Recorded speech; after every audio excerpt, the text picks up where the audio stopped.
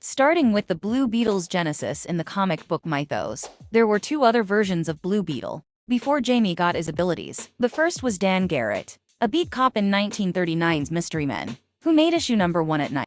Dan Garrett returned in 1964 with a major makeover. This time, he was an archaeologist who gained his powers from a mystical scarab he discovered in Egypt. He would change into the Blue Beetle by saying the words Kajita, more like the Blue Beetle that we know of. Forget about Spider-Man, this Blue Beetle design is the way to go. I mean, just look at it. It's so high-tech and cool. But anyways, in Captain Atom's 83rd issue, Ted Kord was a scientific genius millionaire who had previously worked with Dan Garrett. Ted lacked superpowers, but he invented the high-tech Blue Beetle suit, a flying machine in the shape of a beetle, and numerous other devices to fight crime. Ted and his uncle had been working on a top-secret experiment when the latter turned evil and stole the formula, turning the soldiers into an army. Ted asked Dan Garrett to carry on the Blue Beetle mantle for him as they fought the uncle and his evil army, and Dan Garrett agreed. Garrett, however, chose not to play the Blue Beetle. The name of this scarab was Kaji Dog, which was the same as what Dan used to yell when he transformed,